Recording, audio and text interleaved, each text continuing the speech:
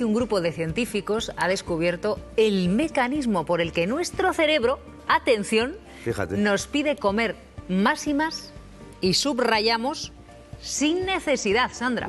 El secreto está en el hipotálamo, que es ese área de nuestro cerebro que controla la temperatura del cuerpo, también el hambre y la sed. Un grupo de científicos de la Universidad Memorial de Terranova, en Canadá, ha confirmado que una dieta alta en grasas inflama el hipotálamo y hace que aumente nuestro apetito más de lo que necesita nuestro cuerpo y de tal manera engordemos.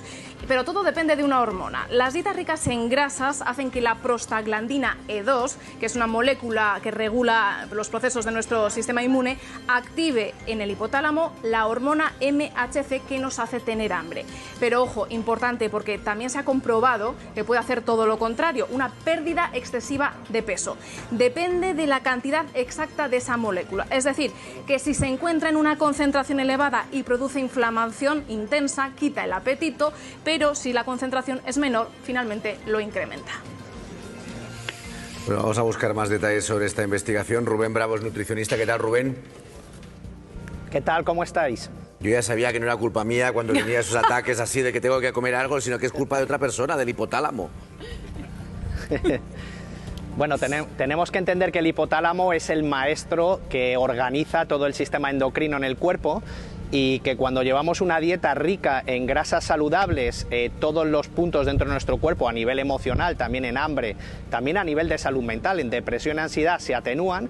Pero cuando llevamos una dieta rica en grasas saturadas, es decir, en grasas malas, lo que ocurre es todo lo contrario, que todo se vuelve más extremo. Tenemos mucho más hambre, o las personas que tienen tendencia a tener menos hambre se les quita el apetito, o las personas con tendencia a la tristeza pueden entrar en depresión, o los que tienen tendencia al estrés pueden entrar en procesos de ansiedad. Hay muchas hormonas que regulan el hambre, pero justo en ese hipotálamo es como la central, como los controladores de todas estas hormonas. Sabemos que el cortisol, la hormona del estrés, es un gran regulador del apetito. En las células grasas también se segrega la leptina, que es una de las hormonas del hambre, y también tenemos otros receptores en el estómago que, dependiendo de si comemos despacio, comemos lentos, en este caso es la grelina, también tenemos más o menos apetito a lo largo del día. Rubén, mira, tampoco nos vamos a engañar, porque nos conocemos. Es que el hipotálamo nunca nos pide comer lechuga. ¿Me explico? O sea, es que el hipotálamo también habría que ver, que debe ser el siguiente paso de la investigación, porque siempre pide comer, pues yo qué sé, pues una cervecita con unas patatitas, que fíjate, digo cervecita y patatitas, que ya el hipotálamo me está diciendo, si lo dices con diminutivo te engorda menos. Pero que claro, que un bollo, que un pincho de tortilla, en fin. ¿Hay algo que explique por qué el hipotálamo también tiene sus preferencias gastronómicas? Pues sí, hay una tendencia adictiva. Hay muchos estudios que nos indican que la alimentación o los alimentos ricos en grasas saturadas, en harinas refinadas y en azúcares, digamos, de alguna manera lanzan una fiesta a nuestro cerebro y hace que queramos comerlo de forma compulsiva.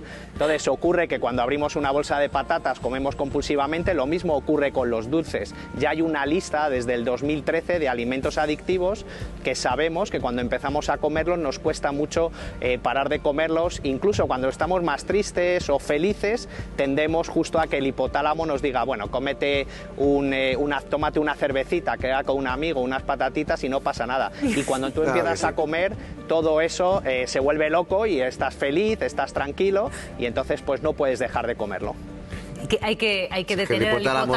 No, es que el hipotálamo sabe mucho, es un vividor. Claro. Es un vividor, sí. El hipotálamo es la parte de las más primitivas de nuestro cerebro. Se inventó hace tanto que se inventó en una época en que el ser humano no tenía comida todos los días. De hecho, comía cuando podía. Y por eso la naturaleza le inventó una especial adicción a las grasas y los azúcares, que era lo que acumulabas la energía para poder tirar con ella pues, durante varias semanas hasta que encontrabas comida otra vez. Claro, hoy comemos todos los días 5 veces lo que podemos. Y eso, claro, al final estás viviendo con un cerebro primitivo en una sociedad contemporánea. Claro, Rubén, yo no sé si ese ciclo vicioso de alguna manera se puede detener. ¿Qué podemos hacer para que este hipotálamo primitivo se modernice? Bueno, lo que ocurre además es que las personas que tienen tendencia a la obesidad, que son la mayoría de los pacientes que tratamos aquí en el IMEO, estos mecanismos se disparan por 10. Entonces, al final, ellos sí que entran en un problema de obesidad, de no poder seguir un plan de alimentación adecuado. La manera de corregir esto es siguiendo un procedimiento que nosotros aquí desde la clínica utilizamos, que es un 80-20. Cogemos un 80% de alimentación saludable, de todo, carnes, pescados, legumbres, un poco de harinas, en este caso a ser posible integrales, es decir, una alimentación, lo que tenemos en la cabeza como comida mediterránea, y luego damos un 20% donde el paciente elige cuándo tomarlo, y pueden ser esos extras, esa cervecita, ese vinito, esos calamares, o si les gusta el dulce, pues ese postre después de comer, de vez en cuando, 1 o 2 veces a la semana. Con esto, claro, como con cualquier adicción, controlando es donde vamos reduciendo poco a poco esa tendencia. Claro, es que muchas veces hacemos el esfuerzo, ¿no? Durante... Perdona, Rubén, que digo que hacemos el esfuerzo durante muchos días, ¿no? Nos vamos cuidando, pero después... Igual no es el 20%, es el 30 o el 40 de regalito que nos damos. Por ejemplo, el aperitivo, que bueno, que un poco pronto todavía. En Pamplona, no, en San Fermines ya llevan 2 aperitivos hasta ahora. Pero por ejemplo, por el Real Morcico. En Barcelona, que no sé cómo llevan el aperitivo hasta ahora, si ya lo tienen preparado o no lo tienen preparado. Ahí está Mireia Alzuria. Te iba a decir, Marc, que lo de que es un poco pronto es algo relativo, según cómo se mire, según a quien se lo preguntes. Desde luego, una de las tapas por excelencia de nuestro país es el típico plato de patatas bravas. Es algo que no puede faltar, que nos solemos pedir. Pues siempre vamos a un bar, y aquí nos dicen en Barcelona que otro, por ejemplo, de los que triunfan mucho es la tapa o el aperitivo de aceitunas, los calamares, las croquetas. Buenos días, Merche. ¿A qué hora nos empezamos a pedir? Bueno, esto en realidad se empieza a pedir más tipo 12, 1, ya llegando a las comidas, ya cogiéndolo con muchas ganas. Claro, cogiéndolo con hambre. Estáis ya ahí preparando para empezar a servir todas estas tapas. ¿Cómo calculáis la cantidad? Bueno, la cantidad se calcula por persona. Lo que pasa es que el concepto tapa al final es compartir, y la gente suele pedir más de una. Es difícil que te pidan una tapa por persona. Es una dinámica diferente. Y rápidamente, ¿algo que triunfe que no estemos viendo aquí ahora mismo también? La chistorra, por supuesto, buenísima. Y bueno, todo lo que sea tapeo con buen vermut y buena compañía, en realidad la tapa da igual, es la excusa para quedar y echar el rato. Buenísima, y algo ligerito también. Muchísimas gracias, Merche. Pues ya veis, compañeros, platos, tapas que pedimos y que nos las cogemos con hambre, nos las comemos casi sin darnos cuenta, y muchas veces sin ser conscientes de la gran cantidad de calorías que nos aportan todos estos platos. ¿O sí?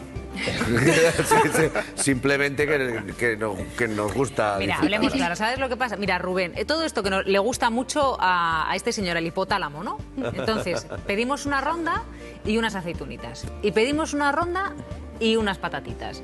Y como es el aperitivo, dices, hombre, vamos a casa a comer igual que si no hubiésemos tomado aperitivo. Y es que a veces en el aperitivo van todas las calorías que teníamos que haber comido en la comida. Exacto, nosotros a nuestros pacientes les damos, porque en España el tapeo es habitual y en esta época del año mucho más, les damos una lista de raciones que sí pueden pedir, que están muy ricas, pero que ¿cuál? No tienen estos efectos negativos. Os voy lanzando algunas, por ejemplo, sepia a la plancha, pulpo a la gallega, boquerones en vinagre, un poco de jamón ibérico, lomo ibérico, las aceitunas, es decir, todo esto son alimentos que sí que están dentro. Exacto, esto sí que lo podemos comer sin ningún problema. Mayonesa las y bravas no salsa, tanto, porque aquí tenemos la salsa, tenemos la patata frita, pero Te ha hecho las bravas. 5 raciones. Exacto, Es que a lo mejor en 5 raciones podemos pedir. Y ensaladilla rusa, no vea. Claro, Rubén, es que le computa como verdura. La verdad. Rubén, te quería preguntar, seguro que hay un montón de espectadores que también se lo preguntan. A ver, ¿qué pasa? Yo ya tengo mi fiesta en el hipotálamo en diferido, ¿no? Para luego ya cuando salgamos del programa. Pero previamente, ¿qué ocurre con la edad? Quiero decir, también tenemos, cuando eres joven, pues relativamente te pone la operación bikini, en un mes, en 2 semanas estás listo, y resulta que a medida que cumple años, pues la operación bikini no funciona. Que no tiene y lo digo por experiencia. ¿Qué ocurre ahí con la edad? Que al final nuestro hipotálamo va a su bola, ya te deja de hacer caso, no reacciona, ¿o qué ocurre? ¿Qué tienes que hacer? Bueno, lo que ocurre es que según vamos cumpliendo años, en hombre a partir de los 35 y en mujeres sobre todo en la menopausia, nuestro metabolismo empieza a ralentizarse. tenemos una tendencia a almacenar grasa, sobre todo en la zona abdominal, que es la grasa más peligrosa, y por otro lado a ir perdiendo masa muscular. Lo que tenemos que hacer es contrarrestar esto haciendo un poquito más de hincapié en hábitos saludables, en mejorar un poquito la alimentación y por supuesto aquí sí que ya a partir de los 40 años la actividad física es obligatoria. Pues Rubén, muchísimas gracias. Que tengáis buen día. Por cierto, que mientras estábamos aquí...